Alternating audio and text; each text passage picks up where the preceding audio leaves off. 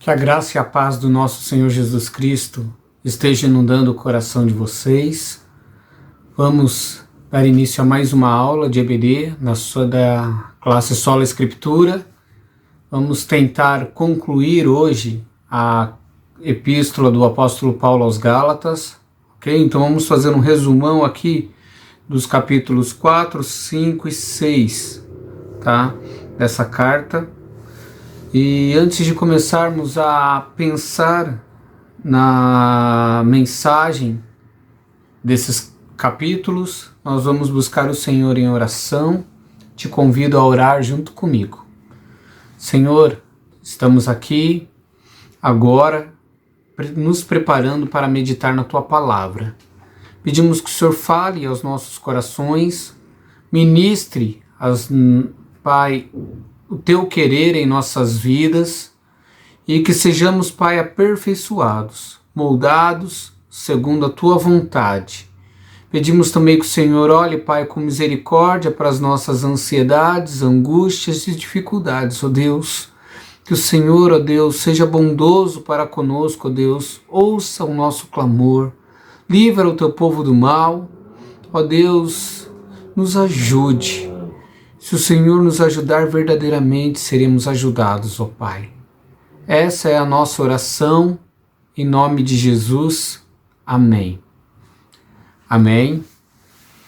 Vamos então caminhar, meus irmãos. Então, uma pequena introdução aqui. Nós já vimos que essa é uma carta escrita pelo apóstolo Paulo, tá? À igreja de Gálatas, aos Gálatas ali.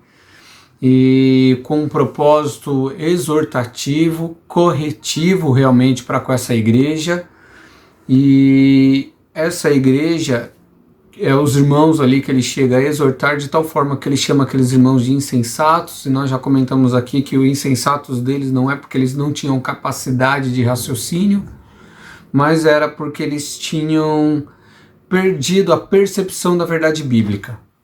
Então o apóstolo Paulo escreve essa carta para corrigir aqueles irmãos devido ao problema do judaísmo. Alguns irmãos convertidos entrando e infiltrando as doutrinas judaicas, tentando trazer novamente os rituais, os guardar os dias especiais de festas, e em especial circuncisão.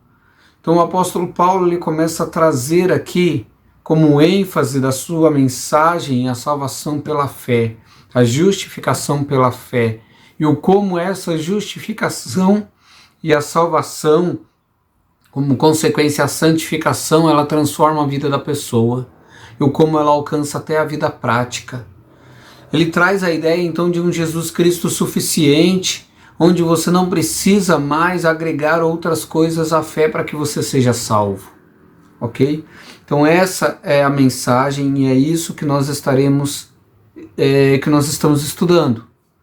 E no capítulo 4 em si, na verdade a unidade expositiva ela vai começar no final do capítulo 3, que é a partir do versículo 26 ao capítulo 4, verso 11, onde o apóstolo Paulo ele vai falar sobre os filhos e não escravos, que hoje nós somos filhos de Deus, pela fé em Cristo Jesus, ele define isso. Então depois que ele faz essa declaração e ele faz essa ilustração que agora nós somos filhos de Deus, herdeiros com Cristo, ele faz um apelo para que aqueles irmãos sejam libertos da lei, tá? Ou seja, ele não ensinou em vão. Tá, ele gastou o seu argumento, ele trouxe uma mensagem agora apelativa para que aqueles irmãos se desvinculassem da lei, fossem libertos dessa lei, né? Depois ele traz a alegoria, no capítulo 4, do 21 ao 31, de Agar e Sara, do filho da promessa, que é Isaac, né, e o filho ali que não faz parte então da promessa, mas é o filho do Monte Sinai, o que representava a lei, que era o filho de Agar, Ismael.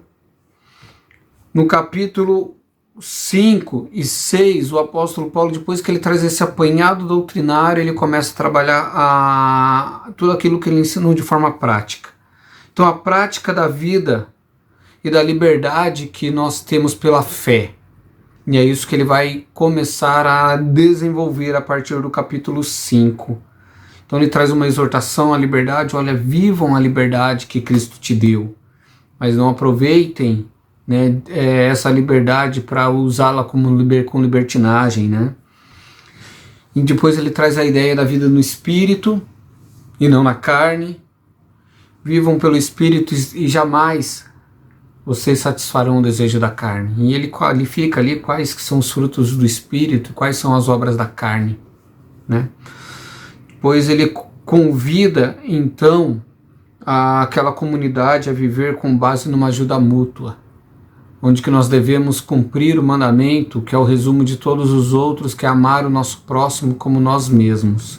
Então esse é um pequeno apanhado aqui do que nós vamos ver agora, e depois ele conclui essa carta, né? Então no capítulo, como eu disse, final do capítulo 3, ele defende a ideia de que nós somos filhos de Deus. Ou quem são os filhos de Deus? Ele fala, ó, todos vocês são filhos de Deus, mediante a fé em Cristo Jesus. Mediante a fé naquele que foi enviado e se tornou homem, em Cristo, colocando sempre que quando ele coloca Cristo na frente, ele traz a ênfase na divindade de Jesus, e depois ele traz o Jesus, Cristo Jesus, ou seja, no Cristo homem, no prometido, que veio em forma humana, e vocês foram batizados em Cristo e se vocês se revestiram. Então agora aqui ele traz aquele apelo que não há mais judeu e não há grego, não há escravo nem livre, homem ou mulher, pois todos somos um em Cristo Jesus. Ele põe enfim então aqui toda etnia, ele põe enfim aqui todo o tipo de preconceito que poderia haver dentro de uma igreja, dizendo que Jesus Cristo é aquele que fornece uma unidade e nos coloca no mesmo patamar diante de Deus. Então, dentro de um argumento, aqui ele declara que em Deus nós somos um, que graças a essa salvação pela fé em Cristo, nós nos tornamos um, e esse um em Cristo nos faz, então, descendentes de Abraão e descendentes da mesma promessa, quer judeu, quer grego. Então não preciso me circuncidar como judeu. Quer mulher, quer homem, quer escravo, quer livre. Aos olhos de Deus somos todos iguais. Todos, então, pela fé em Cristo Jesus, nos tornamos filhos. Então ele entra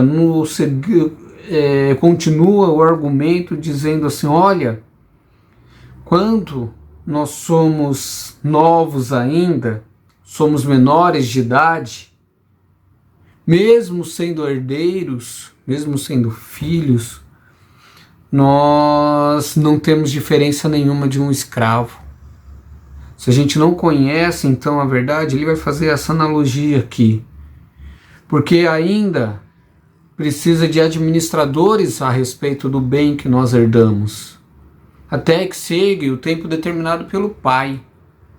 Então estávamos debaixo de alguém que administrava todos esses recursos vindo do céu, todas as bênçãos de Deus, e aqui ele faz isso dizendo, olha, nós tínhamos um administrador dessas bênçãos seria uma lei. Mas ele diz o seguinte, quando chegou o tempo, a plenitude dos tempos, quando tudo estava completo, o plano de Deus estava partindo para um fim, ou estava entrando nos seus momentos corretos, Deus envia o seu Filho, nascido de mulher, nascido debaixo da lei, a fim de redimir os que estavam sob a lei, para que recebesse-os por adoção como filhos. Então, no momento certo da história, na plenitude dos tempos, Deus envia o seu Filho, nascido da mulher, como foi prometido em Gênesis, debaixo da lei. Então, primeiro debaixo da promessa e depois para satisfazer a lei. E como a lei precisava ser satisfeita, ele enviou então o seu Filho, da sua mesma essência, para que ele suprisse todas as exigências da lei. E olhando para esse Jesus, então, pela fé, nós fomos adotados pelo Senhor e assim também herdeiros de tudo aquilo que Cristo conquistou. Essa é uma verdade bíblica que precisa estar em nosso coração, meu irmão.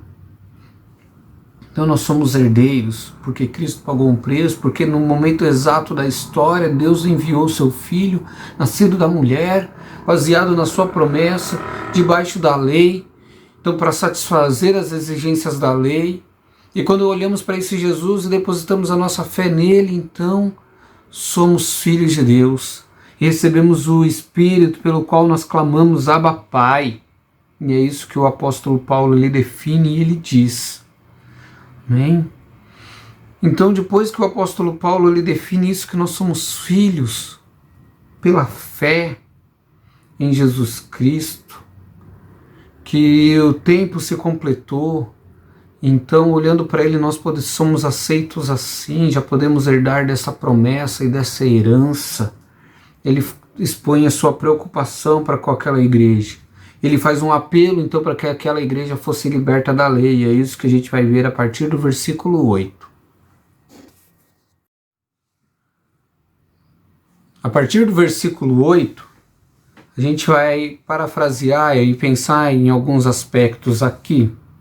O apóstolo Paulo, então, ele começa no versículo 8 dizendo: antes, quando vocês não conheciam a Deus, vocês eram escravos daqueles que por natureza não são deuses. Então, por natureza, sem o conhecimento de Deus, nós somos escravos, ok? Mas agora, com o conhecimento de Deus, ou melhor, sendo conhecido por Ele, como estamos vivendo, baseado naqueles mesmos princípios elementares, fracos e sem poder. O que o apóstolo Paulo está falando aqui? Olha, vocês foram conhecidos por Deus e o conheceram. Como vocês podem estar voltando àqueles princípios elementares? Quais são os princípios elementares? E ele vai explicar quais são esses princípios elementares.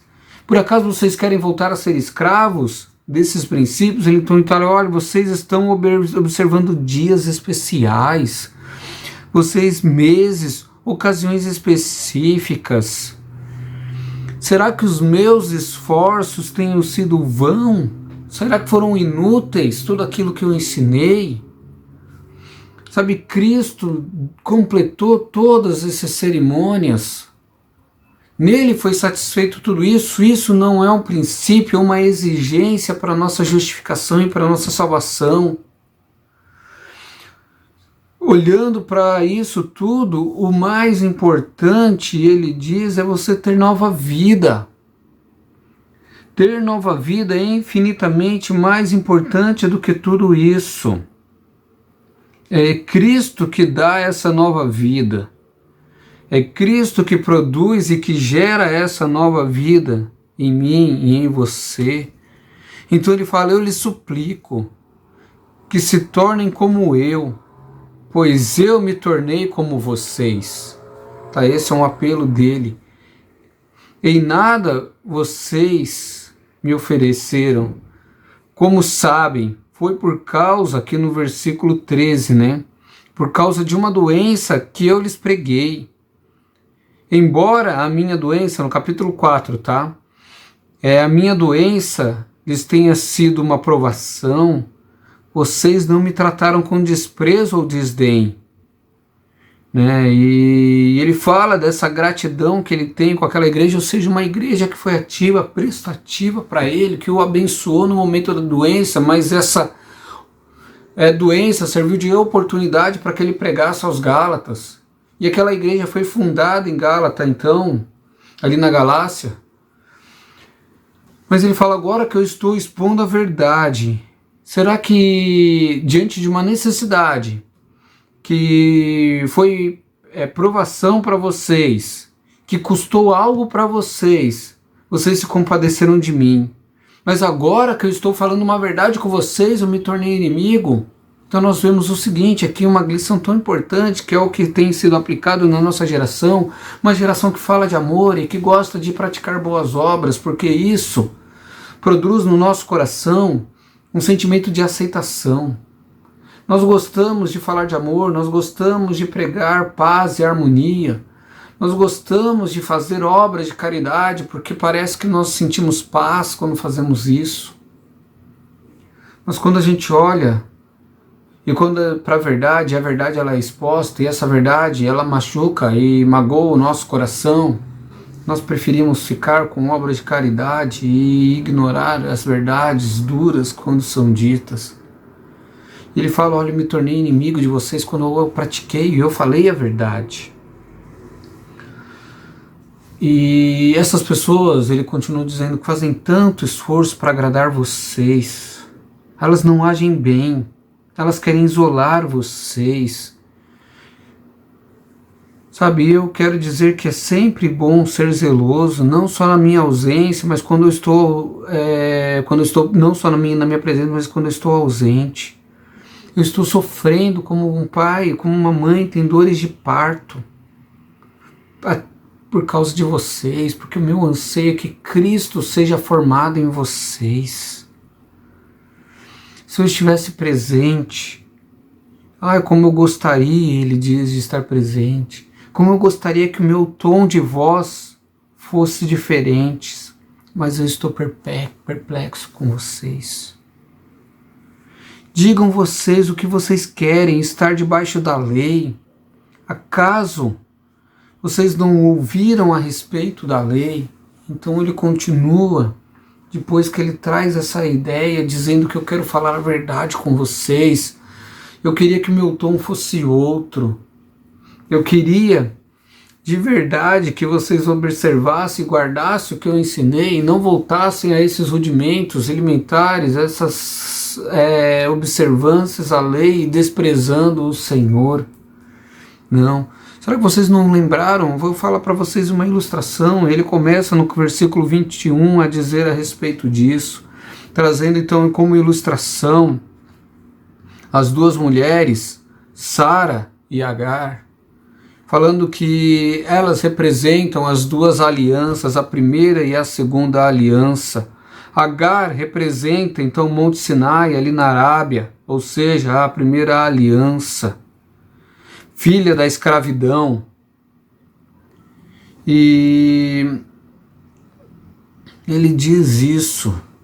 E depois ele olha para Sara e diz, na verdade ele olha para os irmãos e dizem, vocês são filhos da promessa como Isaac, não filho debaixo da lei, da escravidão.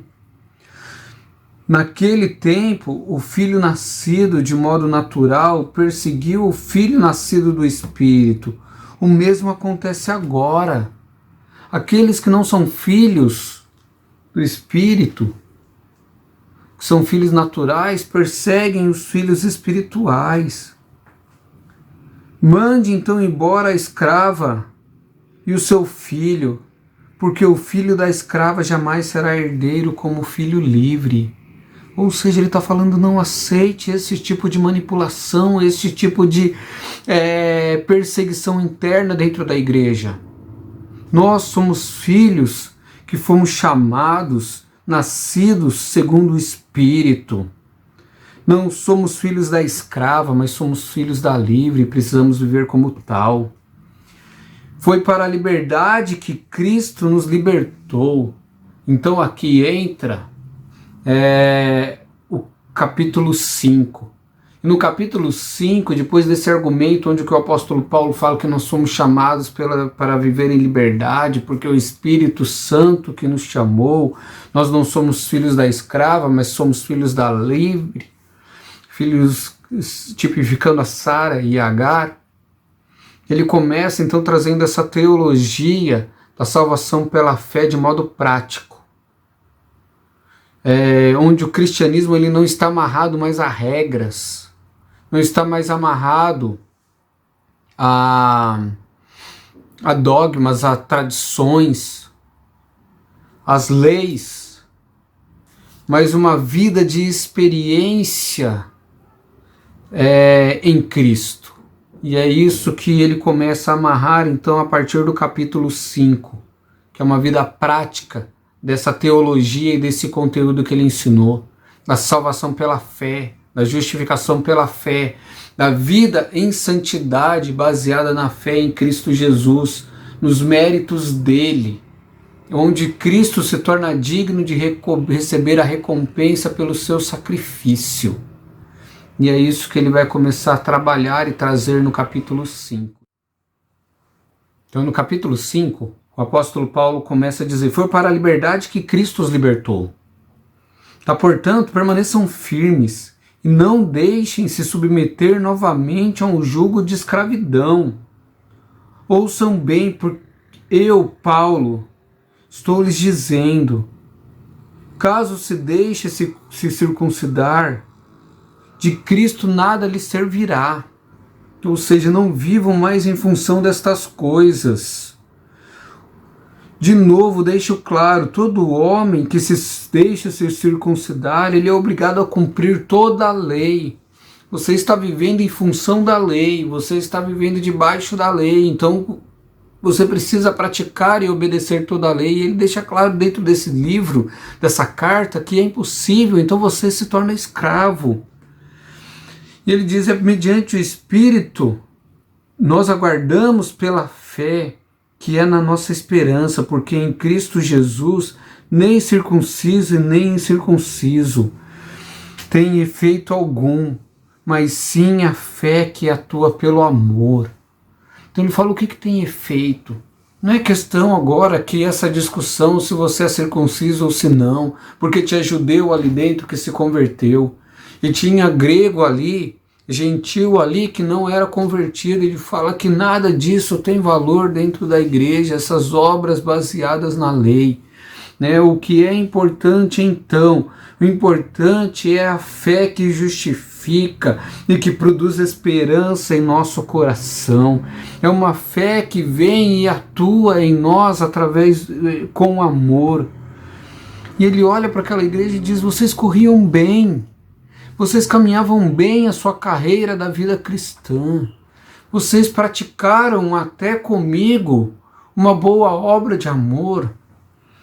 Quem vos enredou? O que vos impediu de continuar obedecendo à verdade? O que te impediu? Tal persuasão provém daquele que o chama. Ele fala: um pouco de fermento pode levedar toda a massa. Então essa pequena infiltração pode prejudicar todo o seu conteúdo teológico, a sua vida cristã, porque não tem nada, não tem como você entrar no fogo sem sair com cheiro de fumaça. Você pode até não se queimar, mas o cheiro de fumaça permanece, ou seja, não tem como um pouco de uma heresia, por mais que seja pequena, ela não tem como ela não prejudicar a nossa vida, não tem como não influenciar na nossa fé.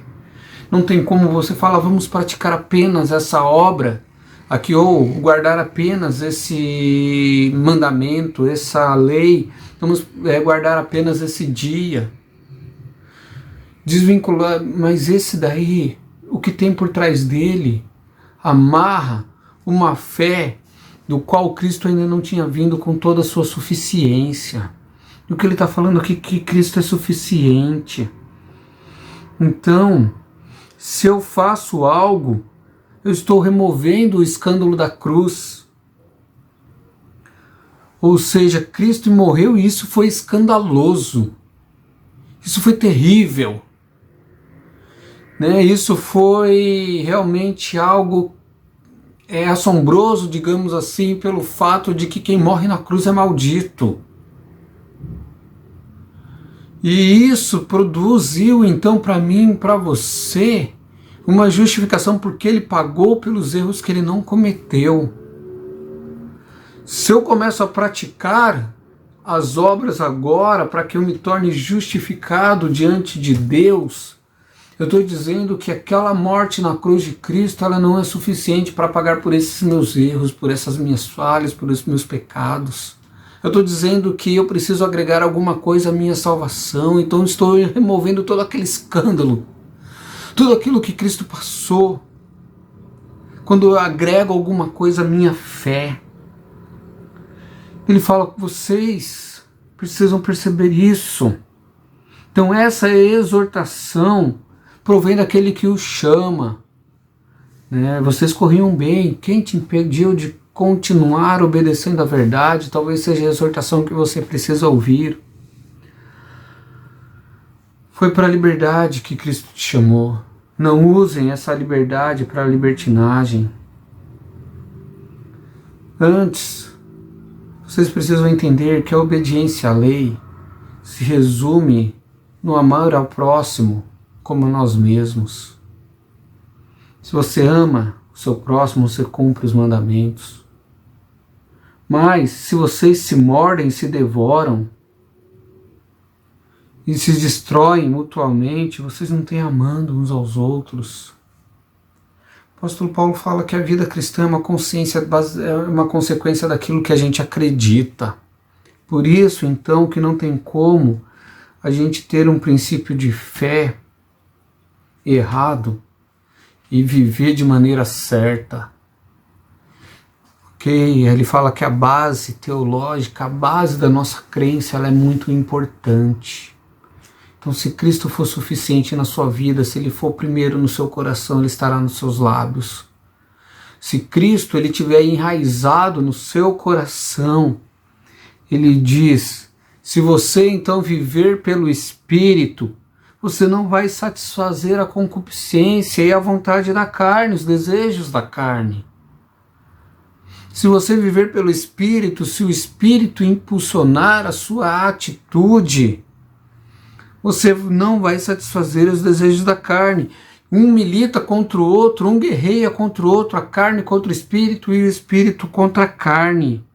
Ele fala, mas vocês agora em Cristo Jesus, vocês são guiados pela lei do Espírito, pelo Espírito Santo, e não estão mais debaixo da lei. E ele descreve, então, ele põe nome nas obras da carne, que é imoralidade sexual, impureza, idolatria, libertinagem, feitiçaria, ódio, discórdia, ciúme, ira, egoísmo, dissensão, facção, embriaguez, inveja, coisa semelhante a essa. E ele fala, olha, eu já disse isso, já adverti mais de uma vez que essas pessoas que praticam essas coisas não herdarão o reino dos céus.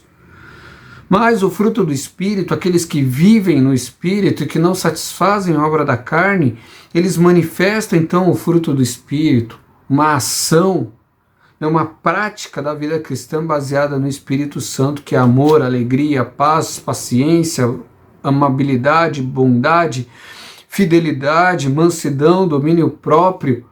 Contra estas coisas não há lei.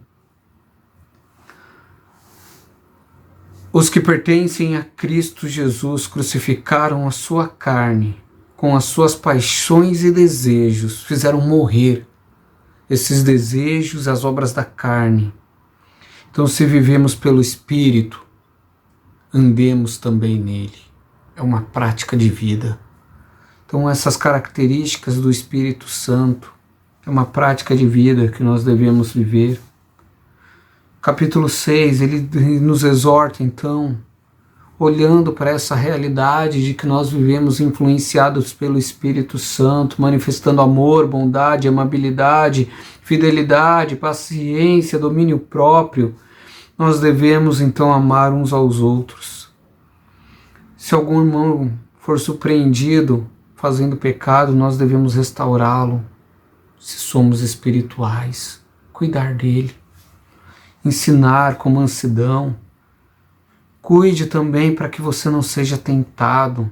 Formas práticas de lidar com isso. Levem os fardos pesados uns dos outros, porque assim você cumpre a lei de Cristo. Essa é a lei que você tem que cumprir. Ajudar uns aos outros. Talvez essa mensagem esteja tão prática para mim, tão necessária hoje em dia, dentro desse período que estamos vivendo, de ansiedade, de depressão, de dificuldade financeira, econômica. Talvez seja uma verdade que precisa ser trabalhada na minha vida e na sua vida. Cada um, então, examine os seus próprios atos Se você se orgulhar, se orgulhe-se na sua própria medida, não olhe para os outros, você tem que ser o seu padrão. É isso que o apóstolo Paulo está falando, você precisa se superar todos os dias e você olha você como um padrão para ver se você está progredindo e alcançando a estatura do Senhor Jesus Cristo. Não se engane, de Deus não se zomba. Aquilo que o homem plantar, ele também vai colher. E aquele que semeia, que colhe carne, que planta carne, vai colher destruição, e aquele que semeia espírito colherá a vida eterna. E não nos cansemos então de fazer um bem, seja incansável nisso, porque no seu próprio tempo você vai colher se não desanimarmos. Portanto, enquanto temos oportunidade, façamos o bem ao todo, principalmente, especialmente aos da família da fé. Mensagem do apóstolo Paulo para mim e para você. E ele termina dizendo então: veja com que grandes letras eu vos escrevi, com meu próprio punho. Ele está dando uma ênfase na importância do conteúdo que ele escreveu.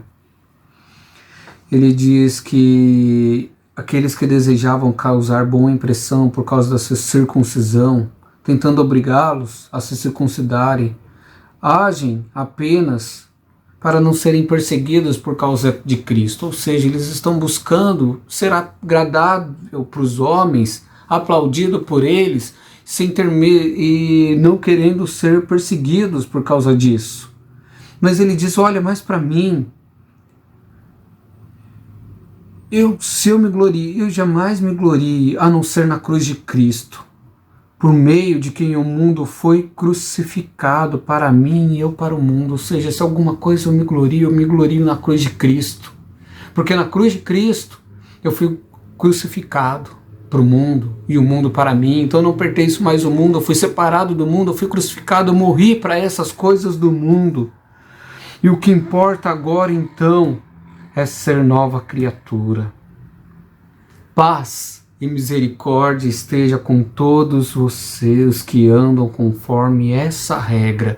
Ou seja, que regra? A regra de que o importante é ser nova criatura.